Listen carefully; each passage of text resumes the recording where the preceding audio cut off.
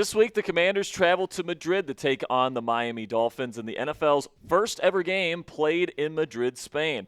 On today's edition of the Commanders Report, I got my full in-depth preview for this matchup as the Commanders try to dig themselves out of a 5-game losing skid. Now, we're going to be going live for this game on Sunday morning, so make sure you guys click that subscribe button and join us at 9 a.m. Eastern Time. We'll have 30 minutes of pregame coverage followed by live play-by-play and analysis of the game itself, and then, of course, extensive post-game coverage. And, of course, make sure you click that subscribe button for all of our free Commanders coverage all throughout the 2025 season. And, of course, that extends into the 2026 offseason, which is going to be huge for this franchise. All right, so let's get into this matchup here. A battle between two 3-7 football teams here, the Miami Dolphins and the Washington Commanders will play in Real Madrid Stadium there in Madrid, and it's the first ever NFL game being played in Spain. So that is a pretty cool thing to be a part of as an organization, even though the Commanders are coming off of 5 straight losses and their last month of games have been complete blowouts, 3-score leads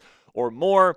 This is an opportunity here to get a really cool win in a really cool environment and a really cool game. And if Washington can win this game, they can keep their playoff hopes alive, however slight they are, right? They probably have to run the table the rest of the way in order to even have a chance to make the postseason this year. But if you win this game, you can go into the bye week looking forward to Sunday Night Football versus the Denver Broncos, potentially with an opportunity for Jayden Daniels to come back to the team after his elbow dislocation, with the season technically still somewhat alive at that point in the year. Now, before we get into Miami's breakdown here, let's take a look at the Commanders' injury kind of outlook. The Miami Dolphins are actually pretty healthy heading into the week. No really notable injuries, but Daron Payne is going to be serving a suspension this week after punching Amon-Ra St. Brown last week. Terry McLaurin will be out with a quad. He did practice earlier this week, though.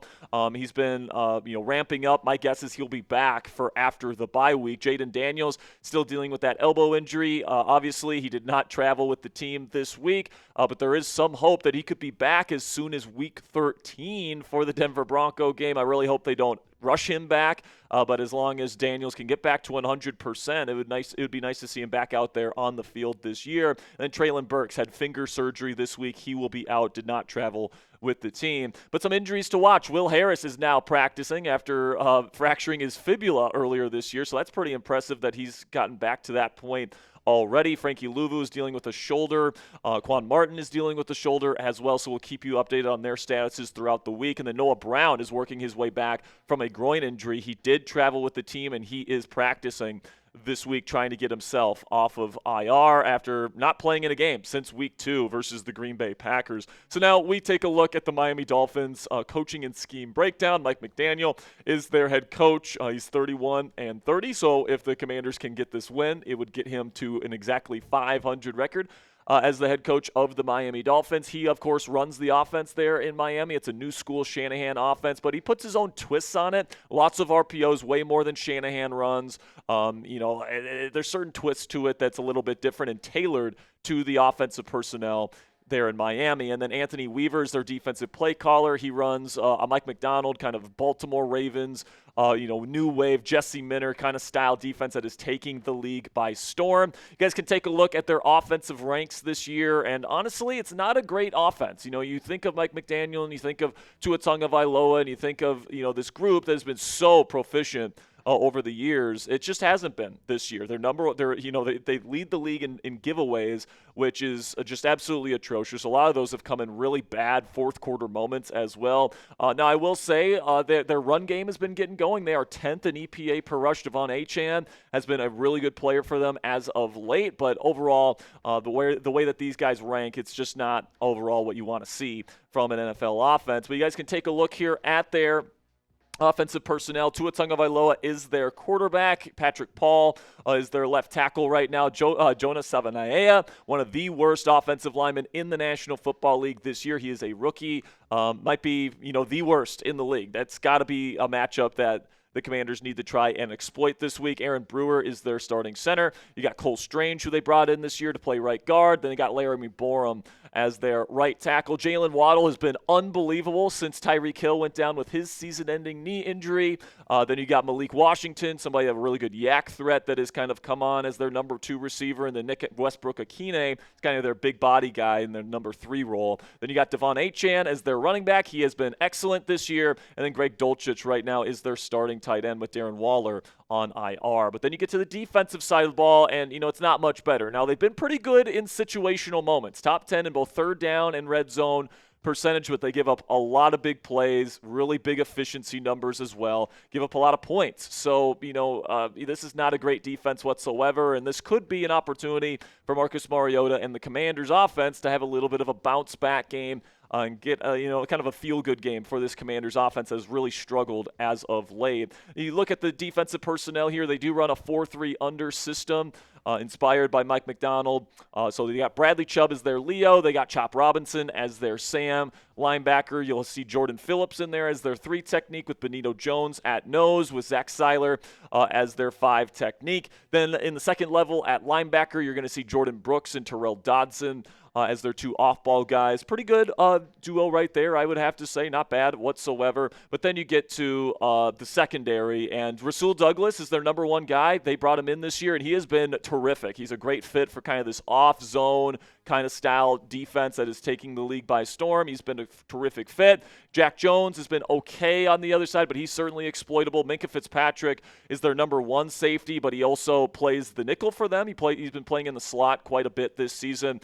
Melifonwu is their other starting safety, with Dante Trader coming in when they play nickel, which is most of the time. So still to come here on the Commanders Report preview for Week 11 in the Madrid game. My keys to victory for the Commanders to come out on top versus the Miami Dolphins. We've got our scouting report on Dolphins quarterback Tua Tagovailoa and what the Commanders defense needs to do to shut him down. And then I got my official score prediction for this week's matchup. But before we get into the rest of this week's preview, I want to give you guys an opportunity to get this awesome Salute to Service Washington Commanders hoodie by using our link right now down there in the comments and description of today's show. The link is chatsports.com/salute25. You guys click that link, and it will send you directly to where you guys can purchase this sweatshirt. And I really like the look of this year's Salute to Service gear, guys. It's really minimalistic this year, which is kind of a far cry from a lot of the camo-heavy stuff that they have had in years past, where I think you can wear this all year round. I really do, where you got the American flag sleeve there on the right sleeve, and then you've got the Washington Commanders patch on the chest, and the Army green, I think, goes with a lot of different stuff. So this is a pretty versatile sweatshirt that I think you can wear in any situation. So go to chatsports.com/salute25 to support the troops, help support the channel as well, because every time you click that link and you make a purchase, part of the proceeds go back to us here at the Commanders Report. So if there's someone in your life that would love this as a Christmas present, if you think it looks stylish and you want to get it for yourself, go to chatsports.com/salute25 and make it happen today. All right, so let's get into our keys to victory versus the Dolphins. First things first, don't give Tua Tagovailoa easy answers, because if you do and you give him pretty easy pre-snap looks, he's gonna exploit them. He really is, and he is one of the better pre-snap processors in the National Football League. He also throws passes with crazy levels of anticipation, like literally sometimes seconds before the receiver comes out of his break, he's letting go of the football. He really plays with no fear in that regard. The accuracy is really good as well, and then he's one of the better, if not the best, RPO passer in the league. So you're going to have answers for RPOs. You're going to have to, not give him easy answers so that he can just anticipate where, an open route is going to develop. All right. And the cons to him, obviously, these have been well documented. He's not the biggest guy in the world, doesn't have a strong arm compared to other starting NFL quarterbacks. He's really not much of an off-schedule playmaker. He's more of somebody that's going to, be an in-structure guy. The post-snap processing can get him into trouble because he doesn't confirm. Usually he kind of thinks he knows what a defense is in pre-snap, and then he can throw the ball right to defenders because he doesn't confirm post-snap rotations very well. It's one of the big weaknesses with Tagovailoa's game. And then he's really a statue in the pocket. He's not going to be a rusher or anything like that. You can play cover 2 man against him pretty, sustainably, and he's not going to burn you too much. For me, he's a tier 5B starting quarterback, which is a low-end starter to me, somebody that you can have as your starter, but probably you don't plan on being your long-term starter So, they did give him that big contract, but, he's certainly fighting for his life in Miami for the rest of this season. So we'll see how he plays on Sunday. But the best way to play Tua Tagovailoa, without question, is to use a lot of post-snap rotation and then go out there if you can in two high safety alignments pre-snap. Now, I'm not sure if the Commanders are necessarily built to play two high safeties because their safeties suck, all right? And usually when you play two high safeties, you got to have your safeties and run fits. And there's no way I trust Quan Martin and some of the other guys that they have on this team in those kinds of roles. So we'll see what the game plan looks like for Dan Quinn this week, but you got to mix it up against Tua Tagovailoa because if you don't, he's going to pick up on that. He's going to pick you apart all day long. That's one of the best things that he does is that he is such an elite football mind before the ball is snapped, but you can get after him post-snap. And he's not going to, do anything outside of structure. So as long as you take care of that area of the ball game, the Commanders should be able to do some good things on defense. But then the guy that you got to take away, and it's easier said than done because he's so goddamn quick and fast, is Jaylen Waddle.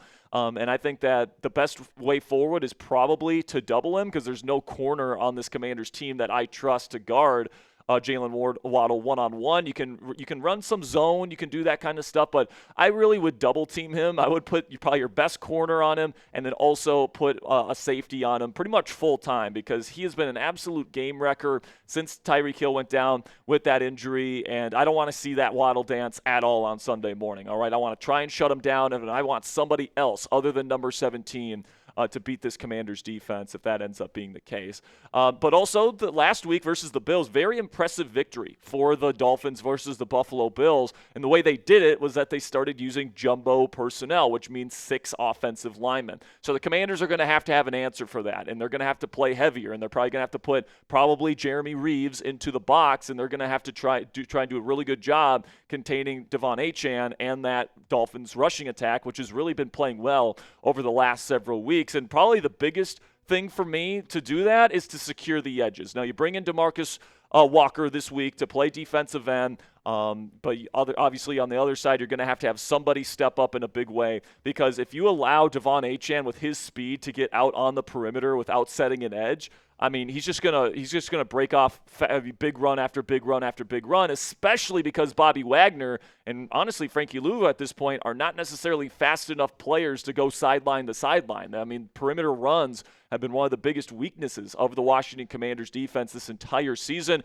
and especially since Dietrich Wise and Dorrance Armstrong, your edge setters, got injured for the season, and they haven't adequately replaced those guys. Perimeter runs have been a huge area of exploitation for these offenses versus the Commanders' defense, and unless the Commanders find answers to that this week, it's going to be a long day at the office there in Madrid and a long flight home. Then we get to the offensive side of the ball, and I think, the key to victory is going to be Marcus Mariota because Mariota has proven to be a very, very good backup quarterback. I would argue that he is certainly a top 30 quarterback in the league, but maybe even borderline top 25. He was a revelation last year, and even this year with all the issues going on in the Commanders' offense, he's played pretty darn well. Had a decent game last week against the Lions, over 70% completion percentage, made some nice throws. He operates the offense at a high level, understands the air raid, type of system Cliff Kingsbury wants to run at an extremely high level. And frankly, guys, I just don't see this Commanders rushing attack beating this Miami Dolphins rushing defense, which has been phenomenal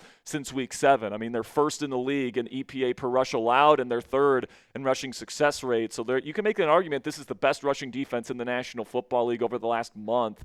And with the Commanders' rushing offense not doing anything really over the last month, I just have no confidence in that group being able to get it done. So even with obviously a lot of injuries to the wide receiver room, Deebo Samuel will probably likely be the number 1 receiving option again for Marcus Mariota, but you're going to have Robbie Chosen out there. You're going to have Jalen Lane. You're going to have, Chris Moore. You're going to have some of those other options to exploit, not to mention Zach Ertz, and hopefully they can get Ben Sinnott involved a little bit more. But Marcus Mariota, man, is going to be the biggest reason, in my opinion, why this Commanders offense succeeds or fails in this ball game. He certainly played some good football throughout his time here in Washington. He's going to have to play one of his better games this week in order to get the victory versus Miami. Then the final thing here is that if the Commanders can keep it close, you got to make the play late. And now this is something that teams have been able to do quite successfully against Miami. The Dolphins are 3-7 for a reason, and a big reason for that is Tua Tagovailoa has been one of the least clutch quarterbacks in the National Football League this year. Multiple late fourth quarter interceptions to seal games. So, if there's one thing that you can kind of hang your hat on with the Commanders is that they have had some timely interceptions throughout the course of this season, specifically from Mike Sainristil. So who knows what's going to happen, man? If it's close, maybe that interception could be the big play that seals it for the Commanders. But let's look at the trends here and what they predict for the final score of this ball game, and they predict a 24-23 Dolphins win when you cross-reference the points per game numbers on both sides of the ball for both of these football teams. It's really, really close, though. I mean, these two teams compare very, very well in terms of the points per game kind of metrics, but they do predict a one-point victory. But keep in mind that the margin of error is 3 points, so this is considered a game where it could go either way heading into the ball game. But coming off of 5 straight losses and the way that this Commanders team with all these injuries have played over the last month, I just can't, predict them to win this ball game. I'm sorry. The Dolphins are coming off a huge win against the Buffalo Bills, a legitimate playoff team. Their defense has been playing better. Their run game has been looking better. They've been going this way, guys, and the Commanders are just going straight. They're going this way right now. It's just absolutely embarrassing what this Commanders team has put on the field over the last month. So I'm going to say they keep it somewhat close. I think Mariota will show some good things this week. It just won't be enough. I'm going to go Dolphins 31, Commanders 23. And the Commanders lose their 6th straight game heading into the bye week. So it's your turn. Let me know down there in the comment section. Predict the score of Commanders versus Dolphins down there in the comment section. I got the Dolphins winning this one, guys. Let me know if you think the Commanders bounce back or if you think it's going to be more of the same once we get to Sunday morning. That'll be it for today's show, though, guys. I really do appreciate your guys' support. Make sure you click that subscribe button if you haven't already. I greatly appreciate you guys stopping by here today. We'll have more Commanders content coming your way tomorrow, so don't go anywhere. And make sure you join us tomorrow for our latest edition of Commanders News and Rumors.